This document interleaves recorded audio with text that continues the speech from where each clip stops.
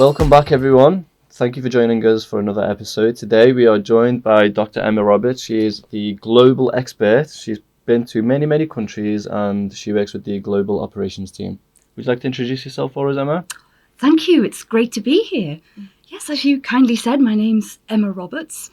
I'm Programme Leader of History of Art and Museum Studies in the School of Art and Design in the university, but I have a second role, and that's as Associate Dean for Global Engagement for my faculty in the university, which does allow me to meet lots of people from other countries, which is wonderful, and to help with the recruitment of students to LJMU from other countries, and just to sometimes travel as well, which is a wonderful personal experience for me. Must be. Can you list all the countries you've been to? I know, right? Is it too many? Is it too many to list? It is a lot. I've never actually done a proper list, but I think it might be 50 or something like that. Oh, Wow. that is Wow. awesome. Like, 50. Wow. I'm That's trying to get actually like very you. impressive. yeah, Okay, like, that's a goal to reach. I thought it was going to be like 15, 20. Nah, I didn't. I mean, global expert and one. It'll interest you to know, like, we're a very diverse team of individuals. I'm from Nigeria. He's from Morocco. As I mentioned And before. he's Yemen, Half Yemeni, half Kuwaiti. Kuwaiti. Yeah. Oh, Yeah, so it's really great, and I just love your attention to detail, the orange earrings, the Oh. orange dress. I was like, it's stunning. So thank you. it's just good to see that. So yeah, You said you've been in John Moores for 28 years. Yes. Where did you start and how did you get to here? I had quite a straightforward path, really. I started as first just a sessional member of staff working with the art history team in the art school. And in those days, it was in a different building, another site, the traditional Victorian art school. And then I gained a permanent job that was just a couple of days a week. And then they offered me more work. And then in the end, I became programme leader about 20 years ago. So it's not been very varied, actually. I've just had a straightforward path. And it was my first job after finishing my PhD, which I did at a different university. that's That's great. very nice. You got Joy over here. She also wants to do a PhD. Oh, Yeah. She mentions it twice a day. But that sounds great. Yeah. Did you go straight from your BSc or did you do a master's or? No, I didn't do a master's. I did actually, my undergraduate degree was a BA, and then I started on the PhD, but how it worked was that the first year of the PhD was classed as an MPhil, and if I'd have, say, not liked it or not done well enough, I could have ended the MPhil then and there, but it just skipped to the MPhil and went to PhD if I wanted to carry on, which is what I did. So I don't have a master's qualification, but have the BA and the PhD. Yeah. Oh, that's really cool. That is something I look forward to doing. So is it like was it an integrated thing, or is it just the standard, or was it just peculiar to what you were doing at the time? I think it was an integrated thing, peculiar at the time. Okay. But it was great because it meant I could have a PhD very early. I think I was 24 when I graduated with the PhD. Yeah, that is, I'm definitely looking forward to that. That's amazing. Yeah. how many years does it take? 3 years. Oh, 3 years on top of your bachelor's. That's right, yes. Oh, So that's why I was only 24 when I graduated, which was lovely because I now see some people starting at the university, which I still very much encourage, but they might have to balance childcare or mortgage and other things. right. But I was lucky I didn't have any of those at the time to worry about. That's good. I'm a lot more interested in the countries you visited because that's something I really want to do. What was your favourite destination and why? I If think, I say give Morocco. 3. Please. okay, Okay, 3. yes. Please see Nigeria. Actually, that's one country I've never been to yet. Oh, shoot. It should be on the bucket list then. Yeah. Yes, there's potential. I might be able to go soon, so Okay. I'm looking forward to it. Yeah. That's because I'm doing a research project with someone from Nigeria, and we have applied for a big grant. So if we're successful with the grant, I will be going to Nigeria. That is Which would be amazing. Yeah, please tell us Wow. when you do go. Oh, okay. Give you recommendations. It should still be waiting there for you. Yes. Yeah. And I'll be glad of all the tips of where to go and what to Sure, I'm your girl. see. Go on then, That's, 3 best destinations. My favourite is Sydney in Australia. Ooh. I think because I love water, so because it's built on the harbour, and the harbour's not like a boring straight rectangle or something. It's very irregular, so it gives a very nice organic feel. And it's the city is pretty much, to me, like lots of villages along the water. So you can have a villagey atmosphere going to the pub or some dinner in one village type area of the city, then move to a different village type area of the city. Yeah. But it's got some glitzy skyscrapers as well that look very glamorous too. So That's my favourite. Who takes spot 2? Yes. Spot 2 would be Venice, which I suppose is quite a traditional, expected spot, really. Yeah. But as an art historian, that makes sense because it's got fantastic art history. Oh, yeah. All the churches are full of works by great masters like Titian, for instance, and St. Mark's Square is so beautiful. But I think it's the villagey thing, because every time I've stayed there, I've had a community experience. I just go wandering in the alleyways, and then I find a locals bar or a locals hangout, and it never feels like a major city. So that's what I like when I'm there. I also want to go there sometime, along with Milan. 'Cause I don't know if Milan. you ever heard of Dan Brown. Oh, yes. You read his books? Yes, I did. The famous one. Da Vinci Code. Yes, that's it. I forgot the Oh name. yeah, I read another one, Inferno, and it was in Italy. Oh. So I think it was in Milan and Florence, I reckon. I would love to go there sometime. Like the way he describes the churches, the artifacts and everything, like really gets interesting. Oh, I must read Inferno then. Oh, yeah, Takes spot definitely. 3. Oh, that's where it's not as easy, but I think it's Singapore. Oh, nice. Again, it's on the water, so that's a key Yeah. theme. And I do love the skyscrapers there, and everything is really clean Clear. and safe, Okay. and wonderful art to see. So many museums, galleries, amazing libraries. Oh, I've heard it's like the Asian version of Dubai, is that right? yes, I think Is so. actually okay. Lots of bling bling. Yes, That's good. beautiful food culture there as well, Oh, yeah. like fusion food. That's interesting. Are students privy to, this type of... Because I was talking to Waf on an open day, and then she asked me, would you not like to go abroad? I'm like, yeah, I don't really want to study abroad. She was like, no, Joy, go abroad. So I'm like, so are students privy to this? Is there any opportunity like for them to do stuff like this? Yes, that's a great point. I really, really advocate and recommend for students travelling abroad. And at this university, Liverpool John Moores, you're so well placed because we have many opportunities of free funding.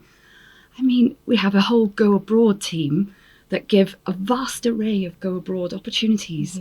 So it could be taking part in a 2-week summer school, doing a touring placement for maybe 90 days in the summer somewhere. In my faculty, we have special funds that were donated by people who have philanthropic interest in the university, and students can apply to go anywhere of their choice to these schemes, see if they're successful, and then they have the free funding to go. So I think most schools have similar That's amazing. Wow. dedicated. Is it also open to international students? Yes, most of the opportunities are open to international students as well. Yeah, I should have a look.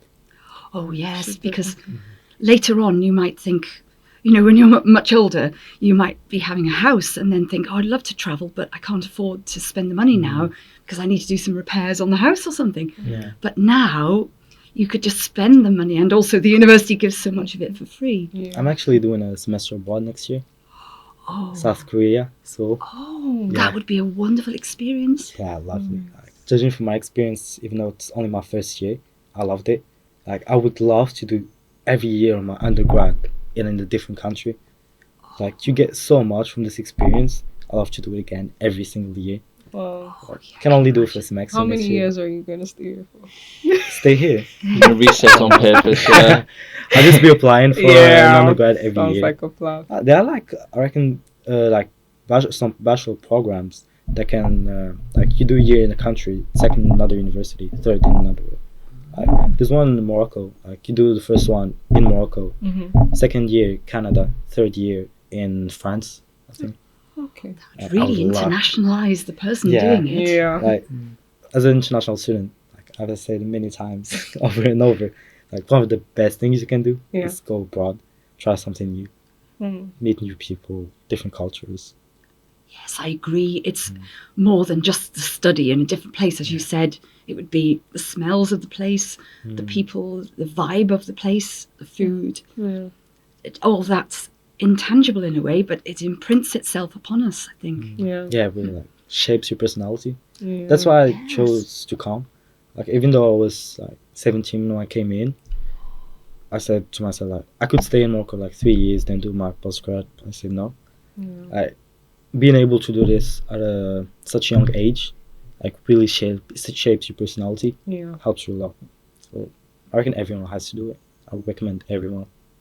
I think employers really look kindly upon it too, because it shows being confident, independent, having strength of character, all these things that might be unrelated to the actual hard skills of the job, but that they really, really value, because they know you'll be flexible and dependable and confident in the workplace. This is maybe what Wolf saw in me, Ah. which you hired for that position.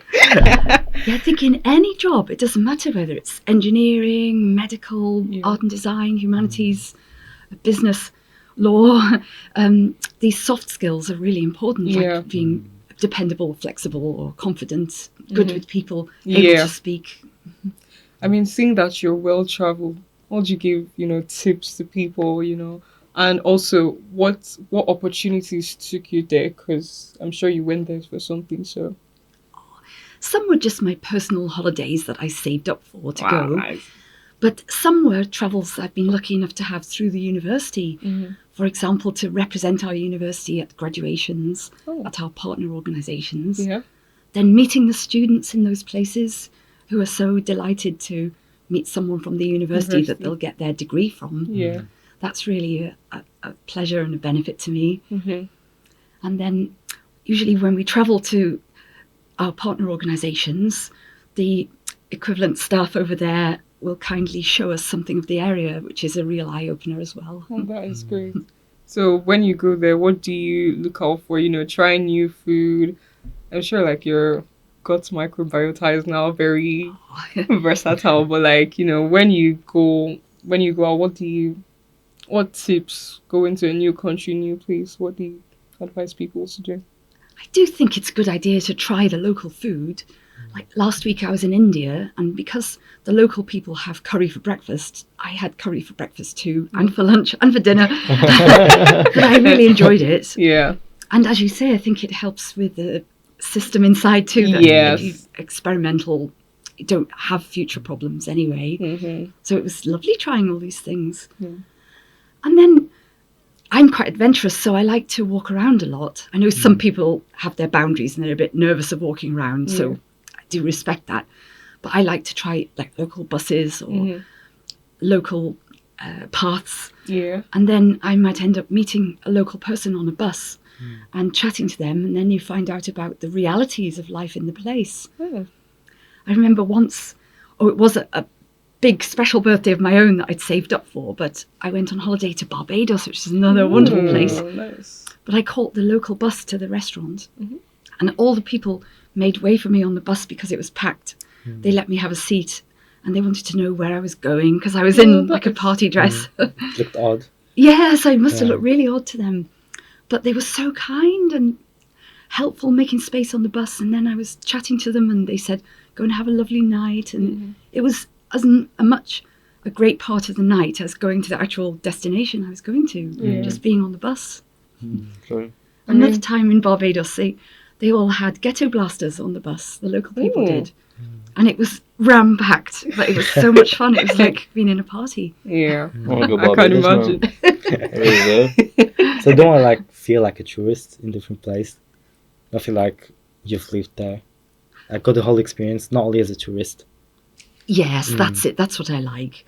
So to get the local ferry and queue up with the local people, or go to the off tourist track areas, like that's why in Venice I like to wander around the alleyways and go to a locals bar. And not only then is the food and drink much more economical as well, but you can have the sense of the local people finishing work, coming for the day for maybe a coffee or something, and hearing their talk. That's what I try and do. I did it. I had the opportunity to go to both London and Edinburgh with the university. Oh. And like each time I went, I had some free time. I'll just put on my AirPods and go around the city and walk. Like it was my first time going to London and Edinburgh. Didn't know anything, but still went around. Just had a look everywhere. That's a great plan then, because say in London, if you just went on the tube, you'd miss all those things above, wouldn't you? All the wonderful buildings and the history. Yeah, I actually got lost. But still enjoy it. Yeah, the experience, and that's good. Yes, and I think it's quite a good thing to get lost, and then that might lead to a nice Not in London, really. Okay, fair enough. Where else does the university have partners? You mentioned going there. Yes, lots of partners. So, as you said, we have university partners in Shanghai, in China. We have partners all over the Middle East. Mm-hmm. We have some partner organizations in Africa, Cyprus, Vietnam, Sri Lanka. So, like organizations that are our friends, partners in Scandinavia. Okay. And then there's the opportunities for students to do semester abroad with many countries around the world. So USA, as you said, South Korea, France, Spain. Well, that is a lot. Yes. You just have to go around and ask, really. Yeah. Yes, there's a global lounge in the student life building. Okay. So anyone could call into the global lounge and find out what opportunities there are. Right. They also do walk-ins, I think. Yes, definitely. I think it's open something like 10 till 4 every day just to walk in. Having cultural sensitivity is one of the main skills that LJMU hopes its students leave with. Yeah. So it would show that you could mix with people from another culture. I think that's something that John Moores is very strong with, isn't it? Yeah. Global connections and that kind of Seeing thing. that's one of their pillars, the cultural awareness. Yeah. Okay. Like seeing the 4 of us now around the room, all from different countries. I know, right? Yeah. That's very diverse. Oh, but that's really interesting, At least, now we have something to look to, we've seen what you've done, well-traveled, visiting these countries, and seeing that most of them are sponsored by the university. Yeah, so I didn't even know about the Global Lounge up until now. Oh. So I will definitely be looking into it. So, yeah, it's just amazing to see this type of opportunities, not just being confined to the 4 walls of the school, but being able to go to other countries, live different experiences. I think it's amazing. We're also getting to go to London. But but I that's forgot to not mention country. that. We went to Birmingham like Monday. Yeah. Yeah, we were at Birmingham on Monday. That's great. Yeah. And Yeah, we won a had the prize, Next me Gen and Adi. Talent Experience event with like a few employers from different companies such as Coca-Cola, Specsavers, L'Oreal. TG Consulting, Jaguar Land Lumberjack, Rover. Oh. Jaguar Land Rover also. Jaguar Land Rover as well. Yeah, quite a few big companies, and it was like meant for networking, or I'm pretty sure a few people got jobs from it. It was a great Internships, event. Oh, thank you to WAF. Thank you so much. You wonderful human. Yes. And yeah, it was actually great. Yeah. And the employers would see then that you're the adventurous people who go there. You're not hoping for someone to drop it in your lap. Yes. I think that is great.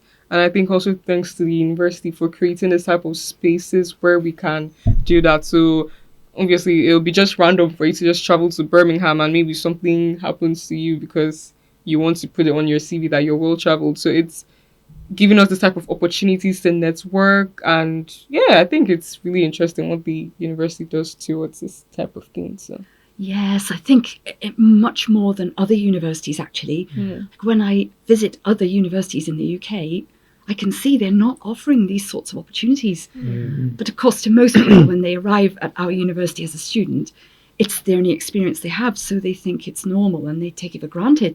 But it's really different and special compared to other universities. Yeah. See, the last year when I was applying for universities, I had a choice between lots of universities. But really, what really made the John Moore stand out was the opportunities that they give. The universities representative that came to Morocco, I met him like twice. His name was what was it? I forgot his name. Nick, maybe? No, Matthew. Oh, yes, Matt. Yeah, Matthew. He's lovely. Yes. Like he's the one. He seduced. If you ask every single Moroccan student here, John Moores, why he came to John Moores, he'd say it's because of Matthew. Oh. Like he's good at marketing and everything. Oh, The way that he is great. made us fall in love with the city and the university even before coming. And when you come here, you say it's actual true. I know people in uni off and everything. They don't have those kind of opportunities that we get. Like I got to so many opportunities, including the internship. Because I'm a drama student. If I went to another university, I wouldn't have gotten like even half of those opportunities. What? I totally see what you mean. I agree with you. And that's what I was meaning, that some students don't realise that this is special here. Mm. Can I just say you've genuinely hooked me on, so now I really want to do a year abroad. Oh, 2 questions. One, you said it's majority of the times fully funded by the university, is that correct? well, how it works, it's to do with the student loan system. So for people who have a student loan, their loan will just allow them to carry that to the other place. But there's special funding from the university to give you a boost to enable you to cover the flights. Because there shouldn't really be any additional cost if you're having a year abroad, except for the flights to get there. So we cover that, the flights, but your normal funding for you to be here enables you to do the same in the other place anyway. Okay. That's great. And is there any specific country you'd recommend for a pharmacy student? Oh, In fact, for all 3 of us. gosh, yes, it's difficult to know because it might be something like the food that interests you, or it might be networking opportunities. So it will vary from person to person. Maybe USA, because USA seems to have everything. Okay. Amazing food, lots of variety in the country itself. I mean, you could have skiing, beaches, jungle, mountains. So there's lots to see when you're actually there for a year or for a semester. But great career opportunities too, with multiple different companies. Yeah. That's great. So yeah, I recommend going to somewhere like you don't know the language, you don't know anything. Wow. I've never gonna be a been bit to of a South struggle. Korea, but I Exactly. still like want to go. I don't know anything about the culture, the language whatsoever, but I always wanted to go to that part of Asia, like Japan, China, and South Korea. So I got the opportunity and I said, why not? Like somewhere new, like different culture. At least I was able to speak English before. Knew a bit about British culture. But South Korea, I have no idea whatsoever. Google Translate is going to be your best friend. Yeah, I don't know. I'll still go ahead first.